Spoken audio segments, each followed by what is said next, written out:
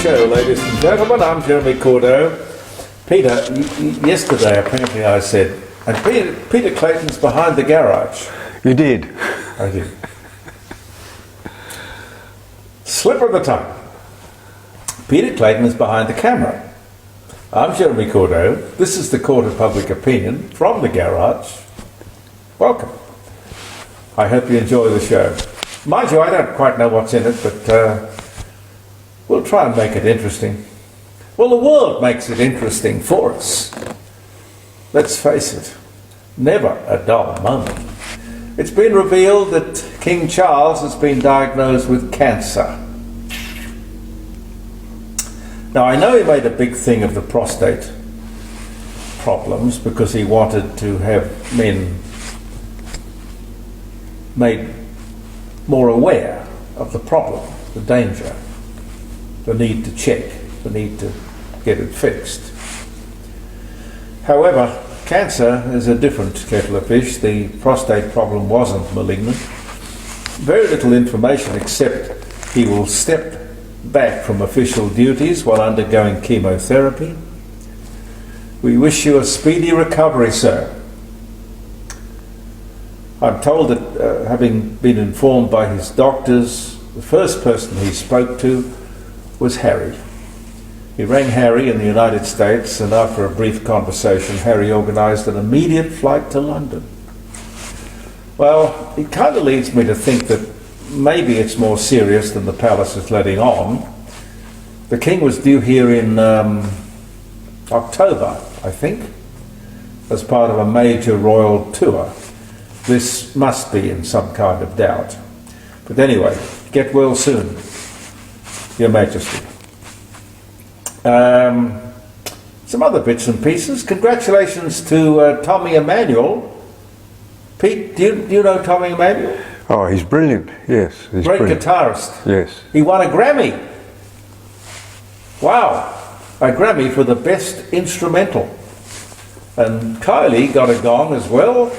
The song, which I think is a revamp or a revisit of an old Edith Piaf song, and if I can find it on Friday, I'll play it for you. It was called, as I remember it, well, the Edith Piaf song was Padam Padam, Padam Padam, but she did it in waltz time, Padam Padam. Patam, patam. Kylie's version is completely different. I don't get Kylie's version, but I certainly get it. I hadn't heard the Edith Piaf song for years. It's whatever she did wonderfully. She is a wonderful entertainer. Little tiny girl, 4 foot nothing, but a fantastic voice. We have, ladies and gentlemen, new vehicle efficiency standards. Carbon emissions, which here in Australia amount to nothing, of course. Anyway, a thinly disguised attempt to push people away from the internal combustion engine and promote the risky concept of electric cars. Now, why do I say risky? Risky because of fire. Risky because of cost and resale value, cost of repairs, cost of battery, cost of insurance, and to top it all off, they don't work very well in the cold weather. Catherine King, you might know the name, the minister who has I don't mean to diminish her in any way, but she has really done nothing in her life but social work at the Ballarat Children's Home. She will tell us whether we can keep our ute or our vintage car or our truck or whatever. What would she know? And oh yes, what we're doing, don't get excited, Jeremy, what we're doing is to just bring Australia in line with the United States. But we don't produce the emissions of the United States. So I got to ask why. Remember, 1.3% of global emissions. So you want to impose massive change and cost to achieve nothing. These people are dangerous. Beware of ideology.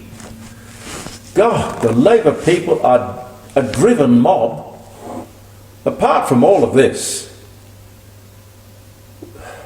they demand that the People's Republic of Victoria, I'll be amazed if the Labour Party in Victoria gets back in next time, but that's years down the track anyway. The People's Republic of Victoria go further than these legislated new vehicle efficiency standards. A 60% reduction in emissions by 2030. That's only a few years away. This is stupid. It's not possible. Manufacturers are scaling back or cancelling design and production of electric vehicles. They are far from safe and efficient and far too expensive. Also, a punishing new tax will be imposed on heavy vehicles travelling to the port of Melbourne. Now, they shouldn't be allowed to get away with this. The port of Melbourne, which depends on these heavy vehicles to move freight 24 hours a day, containers, you know. Most everything comes through that port, or ports like it. This will put about $400 on every container, and of course everything in every container. This is just tax crazy Victoria. This is a measure, I'm told, to get heavy diesel trucks off the road. Let me tell you something. We can't live without trucks, heavy trucks. You stupid, stupid people. There is no alternative. There is no replacement electric vehicle for a Kenwood or similar vehicle. What are you thinking? I'm sorry, of course. You don't think. You don't think, do you? No. An interesting story in the Financial Review yesterday. The Cars That Grate Paris. You know, there was a movie called The Cars That Ate Paris? Very clever. The Cars That Grate Paris. The French clearly hate SUVs. Paris, if you have a hatch, a sedan, a sports car, it's €6 for an hour's parking, you know, on the side of the road. If you're driving an SUV, it's 3 times as much. €18. I must admit I don't get SUVs. Pete, do you get SUVs? Oh, well, I'm sort of driving one. Oh, no, you've got a Land Rover Defender, which is completely different to an SUV. Yeah, yes. Look, I think people think they're safer. I think that's what it is. So, sitting up higher or something? Well, yeah, better vision and you got four-wheel. I think they're four-wheel drive, these SUVs, aren't they? I don't know, to be honest with you. Great, big, ungainly, hard to park, expensive to run and insure. Most seem to be in black inside, black outside, sometimes even blacked out windows. And a bit like the electric fad, FOMO, which is, you know, the fear of missing out, everyone has to make an SUV. All the big manufacturers. Yeah, I think they believe they're safer. That's what I think. Yeah. I don't think the car makes you safe or unsafe. It is really the driver that makes you safe or unsafe. But everyone, I mean, I'm just amazed that everyone has taken to making an SUV. Porsche, I mean, could you imagine anything more silly than the manufacturer of the 911 producing a Porsche SUV, a Jag SUV? Well, I don't know. I mean, they're made in India now, I think. Even Bentley and Rolls are making SUVs. I don't know about Ferrari, but I think it's ridiculous. Don sent me this one on live sheep and the cattle trade. Pete, you'd be interested. Yes. He says there are strict rules here in Australia on how animals can be slaughtered. In the Middle East, no such laws. In fact, the opposite. And further, we are not allowed to burn or use our coal, but we sell it to China, where they do just that.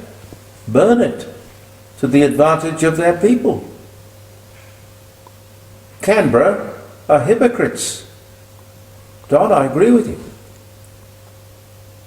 He says, as long as we don't see the slaughter or the coal being burned, it's okay. It isn't happening. Don, you're absolutely right. Bloody, bloody hypocrites. Fantastic. Good comment. Thank you. Let's have a moment of enlightenment. While the stupid government tries to save the world, which of course is not their job, hell-bent on alternatives, electric vehicles, wind farms, solar collectors, very expensive and dangerous batteries. I heard another advertising campaign today warning people of certain batteries and the clear and present danger they represent. All to fix a problem that here in Australia doesn't even exist. This is what we have, you know. Put solar panels on your roof at your expense, batteries at your expense, and of course at your risk. All of this in the most energy-rich country in the world to achieve nothing. Okay for China to burn our coal, but not us. What's the difference? Are they doing it in a different atmosphere? Huh? Are they? Really? Okay. China gets the benefit, we don't. What a crock of nonsense. Where is the media? This government seems like it thinks it will get away with this. But only if you and I let them.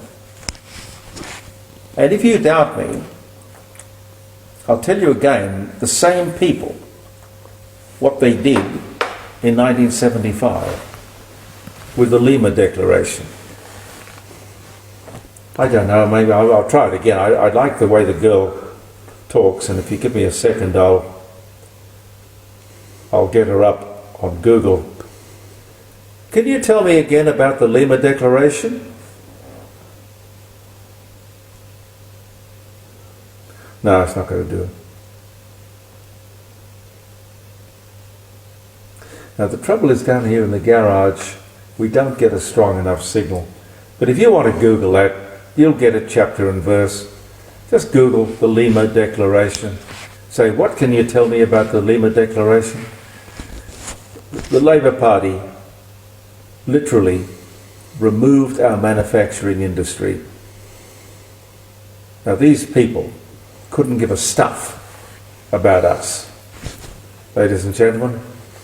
But do look that up, the Lima Declaration. It'll tell you, chapter and verse. It's only a couple of paragraphs, but once having read it, you'll never get over it. You might remember Jim Elder, our new sponsor for the show, a few weeks back came on and he was talking to me about how he found paintings for his famous sales. Fantastic art gallery on Melbourne Street in North Adelaide. And he's looking for new paintings, international and Australian artists, for the forthcoming March and April auctions, Australian and international paintings. Now Jim's going to organise, if you will ring him, and I'll give you the number in a second, an obligation-free appraisal. He'll go and tell you exactly what the painting is worth, Now you might say, oh, well, I didn't know it was worth that much. I'm going to keep it. In fact, I'm going to take it out of the attic and I'm going to stick it in pride of place. I never knew I had something valuable like this. Or you might say, Jim, look, sell it for me. You think you can get that money for me? Please get that money for me. I just think it's wonderful. I bought and sold paintings through Jim Elder Fine Art, Melbourne Street, North Adelaide, for years and years and years. Jim and Helen Elder, beautiful people in a beautiful art gallery, 106 Melbourne Street, North Adelaide. They're open Monday to Friday from 10 till 5. All you need to do is call Jim, and I'll give you two numbers here. I'll give you the office number, which is 8267 2869, 8267 2869, or you ring Jim on his mobile, which is 0417 8111 84, 0417 8111 84.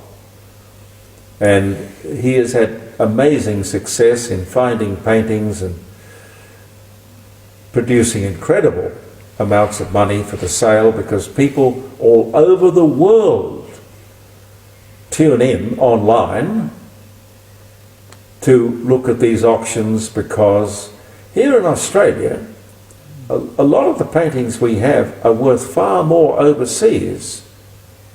But Jim is on top of all of that. He will get you the best price. If you're looking to sell, like that Hans Heissen I told you about the other day, it was, you know, just sort of something around the house, 28,000, nearly $30,000 that painting brought. That was just in December. You can have a look at the website and check that out.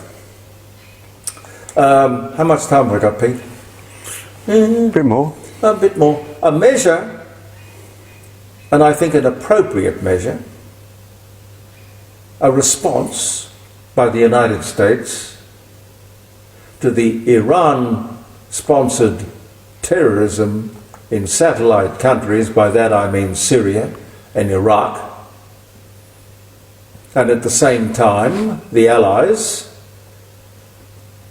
attacked the home bases of the Red Sea pirates in Yemen.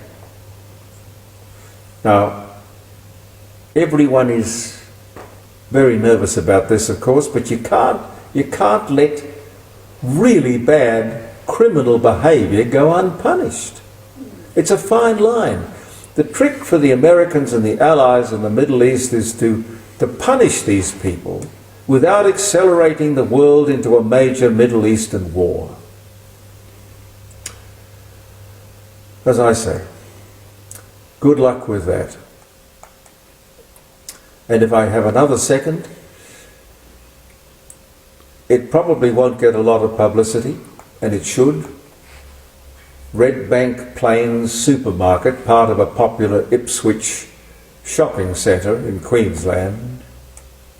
A 70-year-old grandmother, not that her age has anything to do with it, was ambushed in the underground car park of that supermarket, stabbed to death in a robbery and carjacking by 5 young black men. This was all in the presence of her little granddaughter. They reported how old the victim was and how old the child was. 6 years old, by the way, the granddaughter. But not that the alleged murderers were black. What is wrong with saying they are black? Is there something wrong with being black? In finding these perpetrators, it was much more useful than the ages of the victims. Go figure. I don't know. A few birthdays, ladies and gentlemen, and I shall leave you reminding you that Friday we'll be beside the, well, not beside, in front of, on the dining room table with jeremycordo.com. 3 hours live streaming. Love you to join us, and you can ring us. Phone number, if you want to make a note of it. Put it in your speed dialer. It's 0491 65 68 60. And I wrote it down because somebody told me I got it wrong when I was just doing it off the top of my head last time. Now the dates. Okay, February 7. Oh, American aviation pioneer Amelia Earhart. She was 33. She weds publisher George Palmer Putman, age 43, in Connecticut, on this day in 1931. Great kerfuffle at the moment because they say that they have found off New Guinea the Electra, the two-engined Electra aeroplane that she was attempting to fly around the world. I've seen a couple of pictures of what they say is the outline of the plane. It looks right, looks the part. But that's only in the last few days, so that's still one of the great aviation mysteries. Charles Dickens, English writer. Oliver Twist, Tale of Two Cities. Tale of Two Cities. I love Tale of Two Cities. Ronald Colman. It is a far, far better rest I go to than I've ever known. It's a far, far better thing that I have done than I've ever done before. I think that's right. Tale of Two Cities. They were going to guillotine. Tale of Two Cities. 1812. First solo flight from England to Australia takes off from Croydon, piloted by aviator Bert Hinkler, who came from a little town up in Queensland called Bundaberg. He arrives 15 and a half days later. 1928 was the year. Just a couple of years before Amelia Earhart got married. Harvey S. Firestone, American manufacturer, founder of Firestone Tires and Rubber Company. He dies at 69 on this day in 1938. Sir Thomas More, English statesman, humorist and author. He was born in 1478.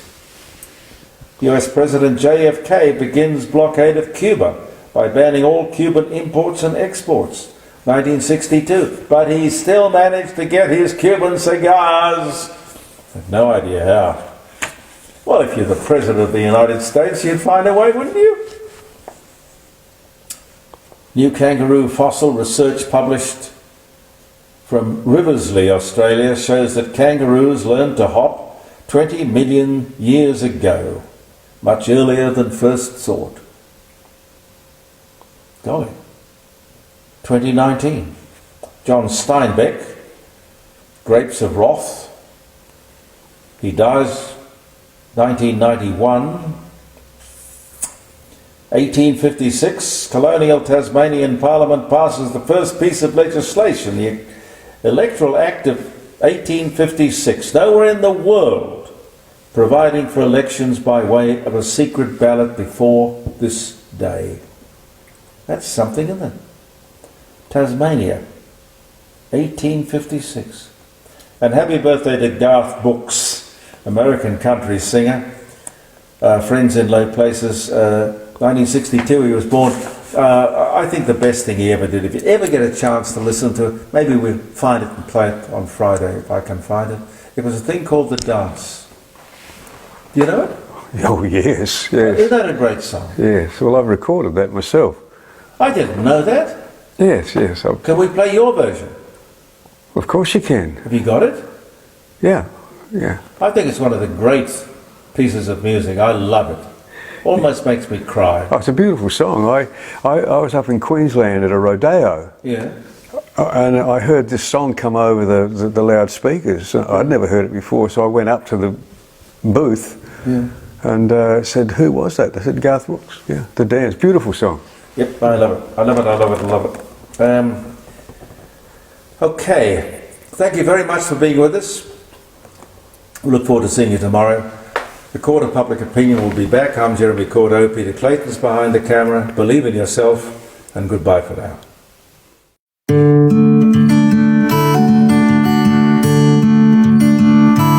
Looking back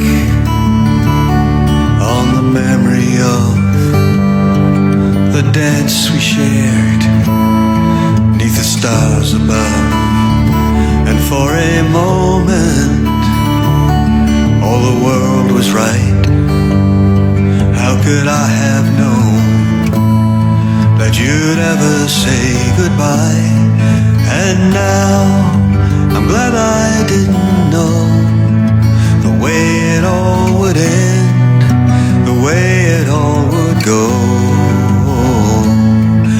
Our lives are better left to chance. I could have missed the pain, but I'd have had to miss the dance. Holding you, I held everything, and for a moment, wasn't I the king? But if I'd only known how the king would fall, and who's to say? You know, I might have changed it all. And now I'm glad I didn't know the way it all would end, the way it all would go. Our lives are better left to chance. I could have missed the pain, but I'd have had to miss the dance. Yes, my life is better left to chance. I could have missed the pain,